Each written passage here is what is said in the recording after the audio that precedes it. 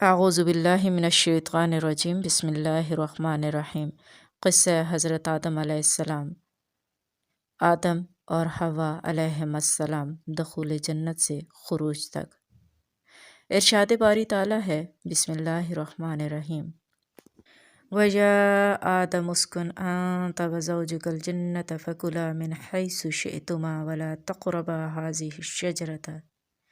وَلَا تقربا هذه الشجرة فتكونا من الظالمين فوسوس لهما الشيطان ليبدي لهما ما أري عنهما من سوآتهما وقال ما نهاكما ربكما عن هذه الشجرة إلا أن تكونا ملكين أو تكونا من الخالدين وقاسمهما إني لكما لمن الناصحين فدلاهما بغرور فلما ذاقا الشجرة بدت لهما سوآتهما وطفقا يخصفان عليهما من ورق الجنة وناداهما ربهما ألم أنهكما عن تلكما الشجرة وأقل لكما إن الشيطان لكما عدو مبين قالا ربنا ظلمنا أنفسنا وَإِن لَّمْ تَغْفِرْ لَنَا وَتَرْحَمْنَا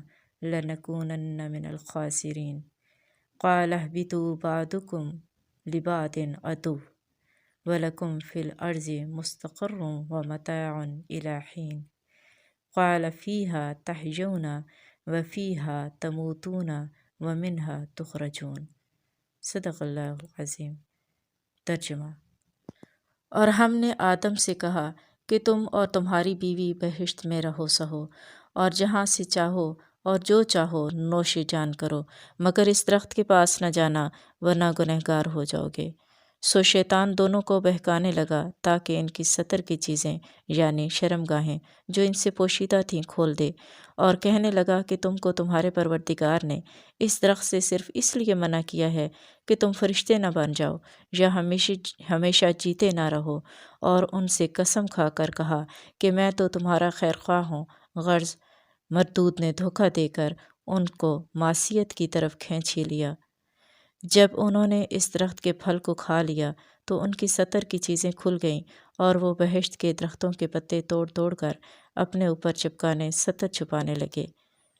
تب ان کے پروردگار نے ان کو پکارا کہ کیا میں نے تم کو اس درخت کے پاس جانے سے منع نہیں کیا تھا اور جتا نہیں دیا تھا کہ شیطان تمہارا کھلم کھلا دشمن ہے؟ دونوں عرض کرنے لگے کہ اے پروردگار، ہم نے اپنی جانوں پر ظلم کیا، اور اگر تو نے ہمیں نہیں بخشا اور ہم پر رحم نہیں کرے گا تو ہم تباہ ہو جائیں گے۔ اللہ نے فرمایا، تم سب بہشت سے اتر جاؤ، اور اب سے تم ایک دوسرے کے دشمن ہو، اور تمہارے لیے ایک وقت خاص تک زمین پر ٹھکانہ اور زندگی کا سامان کر دیا گیا ہے، یعنی فرمایا کہ اس میں تمہارا جینا ہوگا اور اسی میں مرنا، اور اسی میں سے قیامت کو زندہ کر کے نکالے جاؤ گے۔ سورہ الاعراف آیات 19-25۔ مزید ارشاد باری تعالیٰ ہے، وَقُلْنَا يَا آدَمُ اسْكُنْ أَنْتَ وَزَوْجُكَ الْجَنَّةَ وَكُلَا مِنْهَا رَغَدًا حَيْثُ شِئْتُمَا وَلَا تَقْرَبَا هَذِهِ الشَّجَرَةَ فَتَكُونَا مِنَ الظَّالِمِينَ۔ ترجمہ۔ اور ہم نے کہا کہ اے آدم، تم اور تمہاری بیوی بہشت میں رہو اور جہاں سے چاہو بے روک ٹوک کھاؤ پیو، لیکن اس درخت کے پاس نہ جانا ورنہ تم ظالموں میں داخل ہو جاؤ گے۔ سورہ البقرہ آیات 35۔ جنت میں جس درخت کے قریب جانے سے روکا گیا تھا، اس کے متعلق اللہ تعالیٰ نے فرمایا، وَلَا تَقْرَبَا هَٰذِهِ الشَّجَرَةَ۔ ترجمہ۔ اس درخت کے قریب نہ جانا۔ یہ درخت کون سا تھا؟ اس کے بارے میں مفسرین کی مختلف آراء ہیں۔ بعض علماء کے نزدیک وہ انگور کی بیل تھی، یہود کی رائے میں وہ گندم تھا۔ وہب بن منبہ رحمہ اللہ نے فرمایا، اس کا دانہ مکھن سے نرم اور شہد سے زیادہ میٹھا تھا۔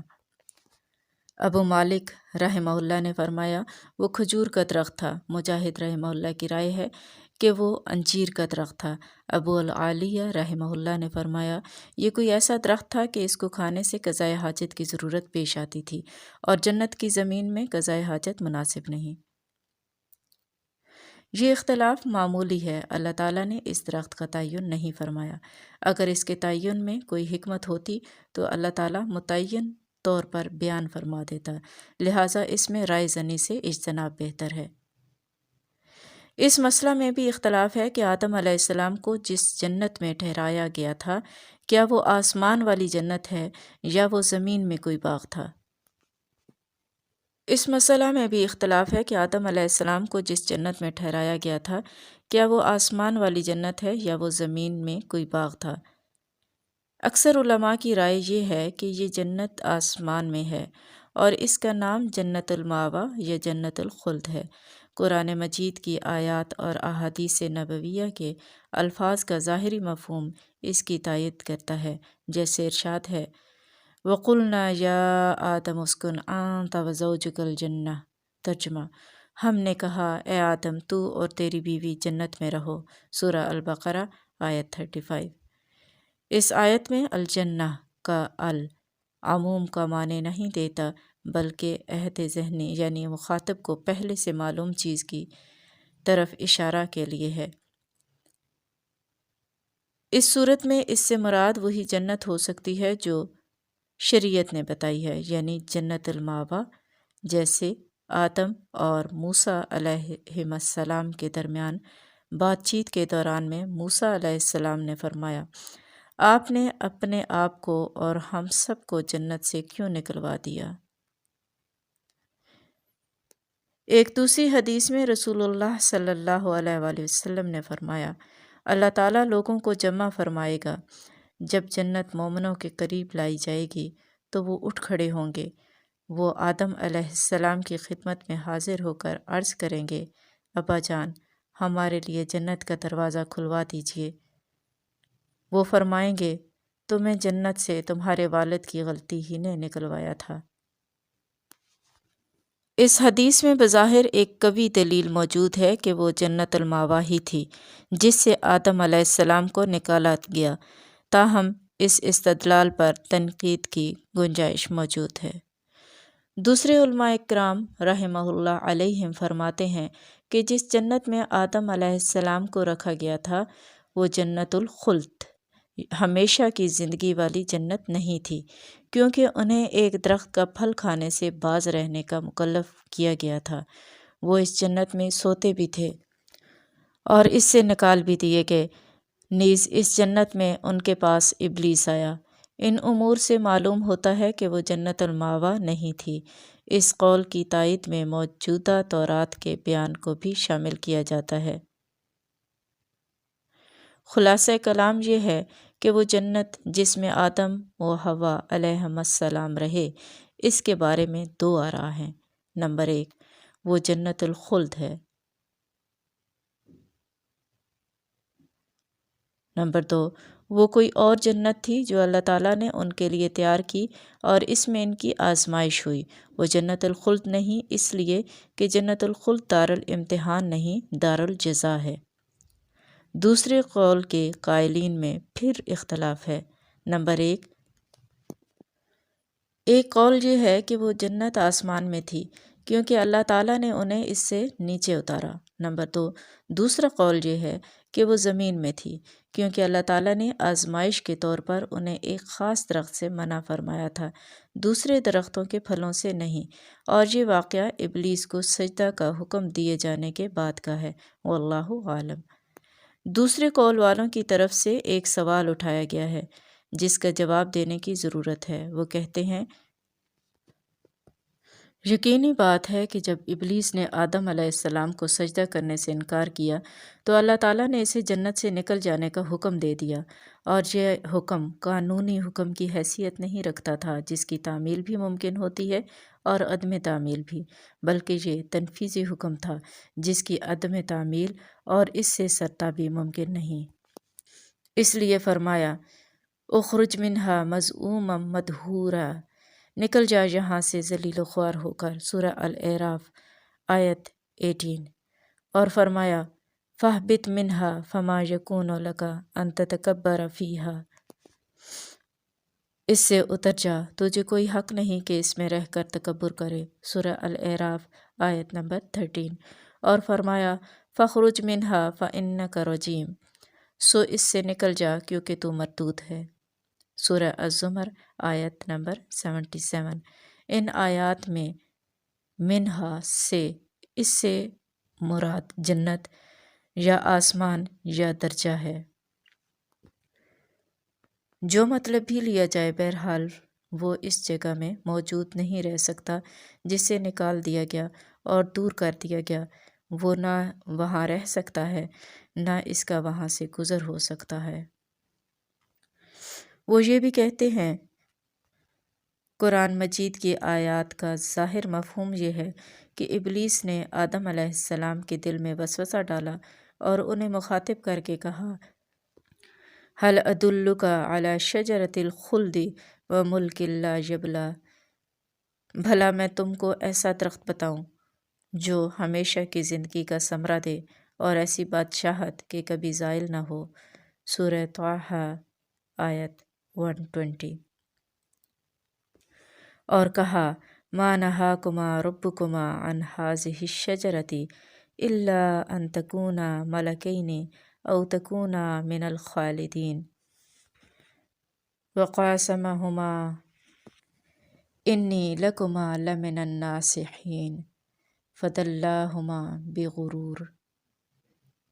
ترجمہ: تم کو تمہارے پروردگار نے اس درخت سے صرف اس لیے منع کیا ہے کہ تم فرشتے نہ بن جاؤ یا ہمیشہ جیتے نہ رہو، اور ان سے قسم کھا کر کہا کہ میں تو تمہارا خیر خواہ ہوں۔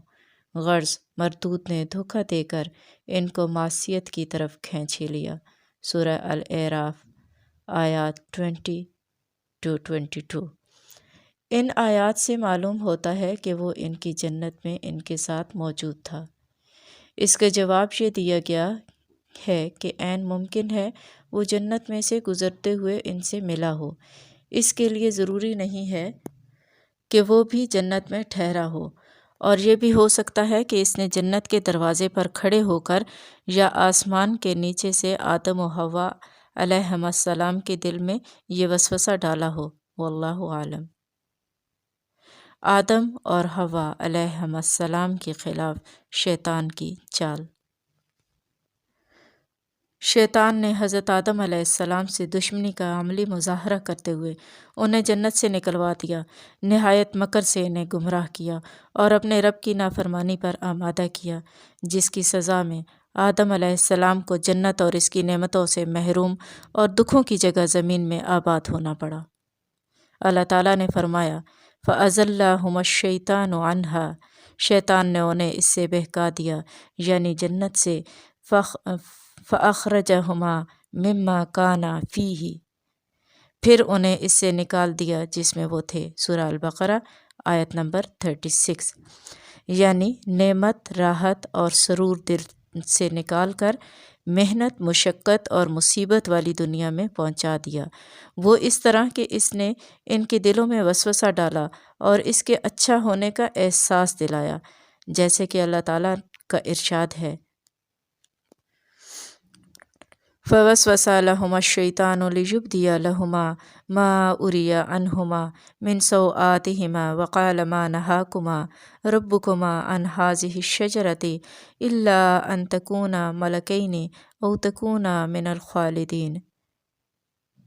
ترجمہ: تو شیطان دونوں کو بہکانے لگا تاکہ ان کے ستر کی چیزیں جو ان سے پوشیدہ تھی کھول دے، اور کہنے لگا کہ تم کو تمہارے پروردگار نے اس درخت سے صرف اس لیے منع کیا ہے کہ تم فرشتے نہ بن جاؤ یا ہمیشہ جیتے نہ رہو۔ سورہ الاعراف آیت نمبر 20۔ یعنی اس نے کہا کہ اللہ تعالیٰ نے تمہیں اس سے صرف اس لیے منع کیا ہے کہ تم فرشتے نہ بن جاؤ یا ہمیشہ رہنے والے نہ بن جاؤ، یعنی اگر تم اسے کھا لو گے تو ایسے بن جاؤ گے، اور انہیں یقین دلانے کے لیے قسمیں کھائیں، جیسا کہ ارشاد باری تعالیٰ ہے وَقَاسَمَهُمَا إِنِّي لَكُمَا لَمِنَ النَّاصِحِينَ۔ ترجمہ: اس نے انہیں قسمیں کھا کر کہا، میں یقیناً تمہارا خیر خواہ ہوں۔ سورہ الاعراف آیت نمبر 21۔ ایک اور آیت میں ارشاد ہے، فوسوس الیہ الشیطان قال یا آدم هل ادلک علی شجرۃ الخلد وملک لا یبلی۔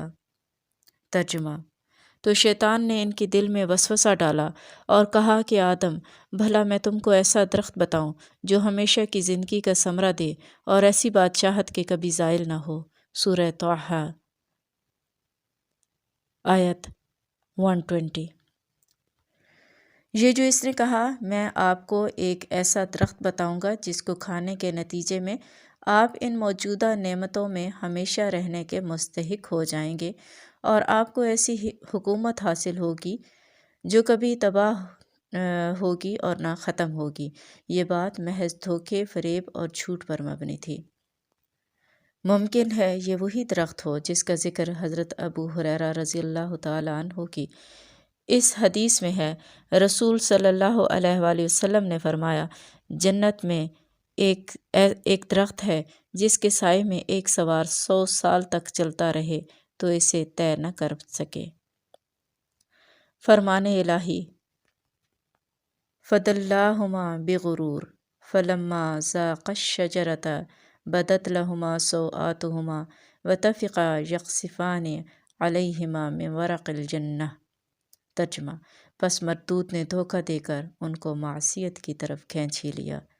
جب انہوں نے اس درخت کے پھل کو کھا لیا تو ان کے سطر کی چیزیں کھل گئیں اور وہ بہشت کے درختوں کے پتے توڑ توڑ کر اپنے اوپر چپکانے اور سطر چھپانے لگے۔ سورہ الاعراف آیت نمبر 22۔ اسی کی بابت مزید فرمایا، فَأَكَلَا مِنْهَا فَبَدَتْ لَهُمَا سَوْآتُهُمَا وَطَفِقَا يَخْصِفَانِ عَلَيْهِمَا مِنْ وَرَقِ الْجَنَّةِ۔ سو دونوں نے اس درخت کا پھل کھا لیا تو ان پر ان کی شرمگاہیں ظاہر ہو گئیں اور وہ اپنے بدنوں پر بہشت کے پتے چپکانے لگے۔ سورہ طٰہٰ آیت نمبر 121۔ اس ممنوعہ درخت کا پھل آدم علیہ السلام سے پہلے حوا علیہ السلام نے کھایا اور انہیں بھی اس کے کھانے کی ترغیب دی۔ واللہ اعلم۔ ممکن ہے صحیح بخاری کی اس حدیث میں اسی طرف اشارہ ہو۔ نبی صلی اللہ علیہ وآلہ وسلم نے فرمایا، اگر بنی اسرائیل نہ ہوتے تو گوشت کبھی خراب نہ ہوتا، اگر حوا نہ ہوتی تو کوئی عورت اپنے خاوند کی خیانت نہ کرتی۔ اہل کتاب کے پاس موجود تورات میں ہے کہ جس نے حضرت حوا علیہ السلام کو اس درخت کا پھل کھانے کی ترغیب دی وہ سانپ تھا۔ وہ بہت خوبصورت اور بہت بڑا تھا۔ حوا علیہ السلام نے سانپ کے کہنے پر پھل کھا لیا اور آدم علیہ السلام کو بھی کھلایا۔ اس میں شیطان کا ذکر نہیں۔ اس وقت ان کی آنکھیں کھل گئیں اور انہیں معلوم ہو گیا کہ وہ ننگے ہیں، چنانچہ انہوں نے انجیر کے پتے جوڑ کر تہبند بنائے۔ اس میں یہ بیان ہے کہ وہ دونوں بے لباس تھے۔ وہب بن منبع رحمہ اللہ نے بھی ایسے ہی فرمایا ہے کہ ان کا لباس نور تھا جس نے پردہ کے اعضاء کو چھپایا ہوا تھا۔ موجودہ تورات میں ذکر کردہ یہ بات غلط ہے، جس میں تحریف ہوئی ہے اور ترجمہ کرنے میں بھی غلطی ہوئی ہے۔ کسی کلام کو ایک زبان سے دوسری زبان میں منتقل کرنا ہر ایک کے لیے ممکن نہیں ہوتا، خصوصاً جو شخص دوسری زبان سے اچھی طرح واقفیت نہ رکھتا ہو اور اپنی زبان میں لکھی کتاب کو بھی مکمل طور پر نہ سمجھ سکتا ہو۔ اسی وجہ سے تورات کے ترجمہ میں بہت سی لفظی اور معنوی غلطیاں واقع ہو گئی ہیں۔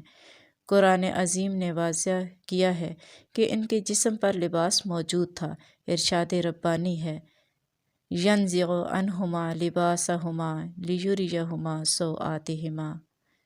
ترجمہ: اور ان سے ان کے کپڑے اتروا دیے تاکہ ان کے سطر ان کو کھول کر دکھا دے۔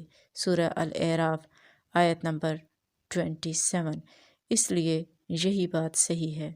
حضرت ابن عباس رضی اللہ تعالیٰ عنہما کہتے ہیں، وَطَفِقَا يَخْصِفَانِ عَلَيْهِمَا مِنْ وَرَقِ الْجَنَّةِ۔ وہ بہشت کے درختوں کے پتے توڑ توڑ کر اپنے اوپر چپکانے اور سطر چھپانے لگے، یعنی انجیر کے پتوں سے یہ معنی اہل کتاب سے ماخوذ ہے، جبکہ آیت قرآنی میں یہ تخصیص نہیں۔ حضرت آدم علیہ السلام کا جنت سے خروج۔ ارشاد باری تعالیٰ ہے، بسم اللہ الرحمن الرحیم، وَقَدْ عَهِدْنَا إِلَىٰ آدَمَ مِنْ قَبْلُ فَنَسِيَ وَلَمْ نَجِدْ لَهُ عَزْمًا وَإِذْ قُلْنَا لِلْمَلَائِكَةِ اسْجُدُوا لِآدَمَ فَسَجَدُوا إِلَّا إِبْلِيسَ أَبَىٰ فَقُلْنَا يَا آدَمُ إِنَّ هَٰذَا عَدُوٌّ لَكَ وَلِزَوْجِكَ فَلَا يُخْرِجَنَّكُمَا مِنَ الْجَنَّةِ فَتَشْقَىٰ إِنَّ لَكَ أَلَّا تَجُوعَ فِيهَا وَلَا تَعْرَىٰ وَأَنَّكَ لَا تَظْمَأُ فِيهَا وَلَا تَضْحَىٰ فَوَسْوَسَ إِلَيْهِ الشَّيْطَانُ قَالَ يَا آدَمُ هَلْ أَدُلُّكَ عَلَىٰ شَجَرَةِ الْخُلْدِ وَمُلْكٍ لَا يَبْلَىٰ فَأَكَلَا مِنْهَا فَبَدَتْ لَهُمَا سَوْآتُهُمَا وَطَفِقَا يَخْصِفَانِ عَلَيْهِمَا مِنْ وَرَقِ الْجَنَّةِ وَعَصَىٰ آدَمُ رَبَّهُ فَغَوَىٰ ثُمَّ اجْتَبَاهُ رَبُّهُ فَتَابَ عَلَيْهِ وَهَدَىٰ قَالَ اهْبِطَا مِنْهَا جَمِيعًا بَعْضُكُمْ لِبَعْضٍ عَدُوٌّ فَإِمَّا يَأْتِيَنَّكُم مِّنِّي هُدًى فَمَنِ اتَّبَعَ هُدَايَ فَلَا يَضِلُّ وَلَا يَشْقَىٰ وَمَنْ أَعْرَضَ عَنْ ذِكْرِي فَإِنَّ لَهُ مَعِيشَةً ضَنكًا وَنَحْشُرُهُ يَوْمَ الْقِيَامَةِ أَعْمَىٰ قَالَ رَبِّ لِمَ حَشَرْتَنِي أَعْمَىٰ وَقَدْ كُنتُ بَصِيرًا قَالَ كَذَٰلِكَ أَتَتْكَ آيَاتُنَا فَنَسِيتَهَا وَكَذَٰلِكَ الْيَوْمَ تُنسَىٰ صدق اللہ العظیم۔ ترجمہ، اور ہم نے پہلے آدم سے عہد لیا تھا مگر وہ اسے بھول گئے اور ہم نے ان میں صبر و ثبات نہ دیکھا۔ اور جب ہم نے فرشتوں سے کہا کہ آدم کے آگے سجدہ کرو تو سب سجدے میں گر پڑے مگر ابلیس نے انکار کیا۔ ہم نے فرمایا کہ آدم، یہ تمہارا اور تمہاری بیوی کا دشمن ہے، تو یہ کہیں تم دونوں کو بہشت سے نہ نکلوا دے، پھر تم تکلیف میں پڑ جاؤ۔ یہاں تم کو یہ آسائش ہوگی کہ نہ بھوکے رہو نہ ننگے، اور یہ کہ نہ پیاسے رہو اور نہ دھوپ کھاؤ۔ تو شیطان نے ان کے دل میں وسوسہ ڈالا اور کہا کہ آدم، بھلا میں تم کو ایسا درخت بتاؤں جو ہمیشہ کی زندگی کا ثمرہ دے اور ایسی بادشاہت کی کبھی زائل نہ ہو۔ سو دونوں نے اس درخت کا پھل کھا لیا تو ان پر ان کی شرمگاہیں ظاہر ہو گئیں اور وہ اپنے بدنوں پر بہشت کے پتے چپکانے لگے، اور آدم نے اپنے پروردگار کے حکم کے خلاف کیا تو وہ اپنے مطلوب سے بے راہ ہو گئے۔ پھر ان کے پروردگار نے ان کو نوازا تو ان پر مہربانی سے توجہ فرمائی اور سیدھی راہ بتائی۔ فرمایا کہ تم دونوں یہاں سے اکٹھے نیچے اتر جاؤ، تم میں سے بعض کے دشمن ہوں گے، پھر اگر میری طرف سے تمہارے پاس ہدایت آئے تو جو شخص میری ہدایت کی پیروی کرے گا وہ نہ گمراہ ہوگا اور نہ تکلیف میں پڑے گا، اور جو میری نصیحت سے منہ پھیرے گا اس کی زندگی تنگ ہو جائے گی اور قیامت کو ہم اسے اندھا کر کے اٹھائیں گے۔ وہ کہے گا کہ اے میرے پروردگار، تو نے مجھے اندھا کر کے کیوں اٹھایا؟ میں تو دیکھتا بھالتا تھا۔ اللہ تعالیٰ فرمائے گا کہ ایسا ہی چاہیے تھا، تیرے پاس ہماری آیتیں آئیں تو نے ان کو بھلا دیا، اسی طرح آج تجھے بھلا دیا جائے گا۔ سورہ طٰہٰ آیات 115 سے 126۔ دوسرے مقام پر یوں فرمایا، اہبطوا بعضکم لبعض عدو وَلَکُمْ فِی الْأَرْضِ مُسْتَقَرٌّ وَمَتَاعٌ إِلیٰ حِین۔ ترجمہ، تم سب بہشت سے نکل جاؤ۔ ترجمہ، تم سب بہشت سے اتر جاؤ، اب سے تم ایک دوسرے کے دشمن ہو، اور تمہارے لیے ایک وقت خاص تک زمین پر ٹھکانہ اور زندگی کا سامان کر دیا گیا ہے۔ سورہ الاعراف آیت نمبر 24۔ یہ ارشاد آدم اور حوا علیہم السلام اور ابلیس کو مخاطب کر کے فرمایا گیا۔ ایک قول کے مطابق سانپ بھی اس میں شامل تھا۔ انہیں حکم دے دیا گیا کہ جنت سے نکل جائیں، جبکہ وہ ایک دوسرے کے دشمن اور مخالف رہیں گے۔ اس واقعہ میں سانپ کے ذکر کی تائید میں وہ حدیث پیش کی جا سکتی ہے کہ رسول اللہ صلی اللہ علیہ وآلہ وسلم نے فرمایا، جب سے ان سانپوں سے ہماری جنگ شروع ہوئی ہے ہم نے ان سے کبھی صلح نہیں کی، اور جس نے ڈر کی وجہ سے کوئی سانپ چھوڑ دیا وہ ہم میں سے نہیں۔ سورہ طٰہٰ میں انہی کی بابت فرمایا اہبطا منہا جمیعا بعدکم لبعض عدو، تم دونوں یہاں سے اکٹھے نیچے اتر جاؤ، تم میں سے بعض بعض کے دشمن ہوں گے۔ سورہ طٰہٰ آیات 123۔ دونوں سے مراد حضرت آدم علیہ السلام اور ابلیس ہیں۔ حوا علیہ السلام آدم علیہ السلام کے تابع ہو کر اور سانپ شیطان کے تابع ہو کر اس حکم کے مخاطب ہیں۔ علماء کرام کا اس مسئلہ میں بھی اختلاف ہے کہ آدم علیہ السلام جنت میں کتنا عرصہ رہے۔ حضرت ابو ہریرہ رضی اللہ تعالی عنہ بیان فرماتے ہیں کہ نبی کریم صلی اللہ علیہ وآلہ وسلم نے فرمایا، آدم علیہ السلام کو جمعہ کے دن پیدا کیا گیا اور اسی دن انہیں جنت میں داخل کیا گیا اور اسی دن نکالا گیا۔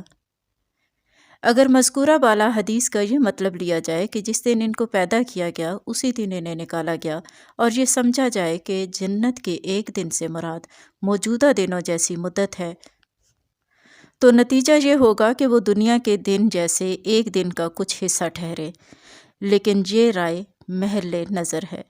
اگر یہ کہا جائے کہ ان کی تخلیق اور دن ہوئی اور جنت سے کسی اور دن نکلے، یا یہ کہا جائے کہ دن سے مراد 6000 سال کی مدت ہے، جیسے ابن عباس رضی اللہ عنہما، مجاہد، ضحاک رحمہ اللہ علیہم سے مروی ہے، اور ابن جریر رحمہ اللہ نے اسی کو ترجیح دی ہے، تو اس کا نتیجہ یہ ہوگا کہ وہ جنت میں طویل عرصہ ٹھہرے۔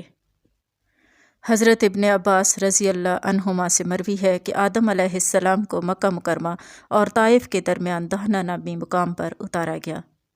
حضرت حسن بصری رحمہ اللہ فرماتے ہیں، آدم علیہ السلام کو ہند میں اتارا گیا اور حوا علیہ السلام کو جدہ میں، ابلیس کو بصرہ سے چند میل دور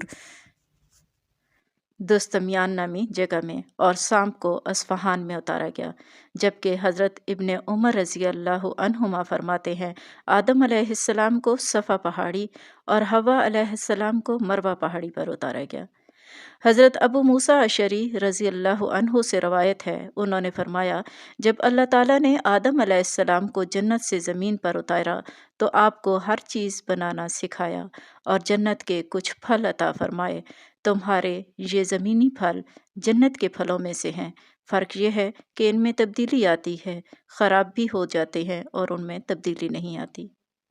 حضرت عبداللہ بن عباس رضی اللہ عنہما سے روایت ہے کہ آدم علیہ السلام نے زمین پر سب سے پہلے جو کھانا کھایا وہ یہ تھا کہ جبریل علیہ السلام ان کے پاس گندم کے 7 دانے لائے۔ آدم علیہ السلام نے فرمایا، یہ کیا ہے؟ جبریل علیہ السلام نے فرمایا، یہ اسی درخت کا پھل ہے جس سے آپ کو منع کیا گیا تھا اور آپ نے کھا لیا تھا۔ انہوں نے فرمایا، میں اس کا کیا کروں؟ فرمایا، اسے زمین میں بو دیجئے۔ انہوں نے بو دیے۔ ان میں سے ہر ایک دانے کا وزن موجودہ دور کے 1,00,000 دانوں سے زیادہ تھا۔ وہ اگ آئے، وقت آنے پر انہیں کاٹا، گاہا، بھوس سے دانے الگ کیے گئے، پھر انہیں پیسا اور گوندا، پھر اس آٹے کی روٹی پکائی اور پھر کھائی۔ اس طرح انہیں بہت محنت اور مشقت کے بعد کھانا ملا۔ اس آیت مبارکہ میں اسی کی طرف اشارہ ہے، فَلَا يُخْرِجَنَّكُمَا مِنَ الْجَنَّةِ فَتَشْقَىٰ۔ ایسا ہرگز نہیں ہونا چاہیے کہ وہ شیطان تمہیں جنت سے نکلوا دے پھر تمہیں سخت مشقت برداشت کرنی پڑے۔ سورہ طٰہٰ آیات 117۔ حضرت آدم علیہ السلام کی توبہ۔ اللہ تعالیٰ نے جب انہیں جنت اور راحت و سکون والی جگہ سے نکال کر مشقت اور محنت والی زندگی مہیا کی تو انہیں اپنی غلطی کا احساس ہوا اور وہ اللہ کی طرف متوجہ ہوئے، جس کا ذکر اللہ تعالیٰ نے قرآن مجید میں یوں فرمایا، بسم اللہ الرحمن الرحیم، أَلَمْ أَنْهَكُمَا عَنْ تِلْكُمَا الشَّجَرَةِ وَأَقُلْ لَكُمَا إِنَّ الشَّيْطَانَ لَكُمَا عَدُوٌّ مُّبِينٌ قَالَا رَبَّنَا ظَلَمْنَا أَنفُسَنَا وَإِن لَّمْ تَغْفِرْ لَنَا وَتَرْحَمْنَا لَنَكُونَنَّ مِنَ الْخَاسِرِينَ۔ ترجمہ، کیا میں نے تم کو اس درخت کے پاس جانے سے منع نہیں کیا تھا اور جتا نہیں دیا تھا کہ شیطان تمہارا کھلم کھلا دشمن ہے؟ دونوں عرض کرنے لگے کہ پروردگار، ہم نے اپنی جانوں پر ظلم کیا، اگر تو نے ہمیں نہیں بخشا اور ہم پر رحم نہیں کرے گا تو ہم تباہ ہو جائیں گے۔ سورہ الاعراف آیت 23۔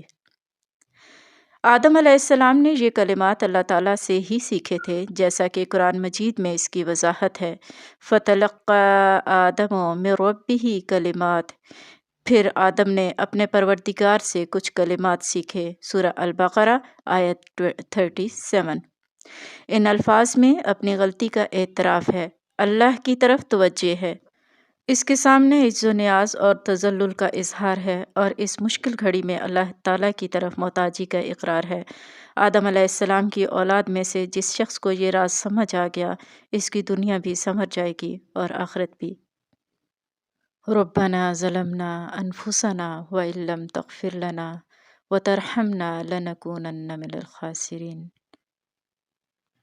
آمین ثم آمین۔ السلام علیکم ورحمۃ اللہ وبرکاتہ۔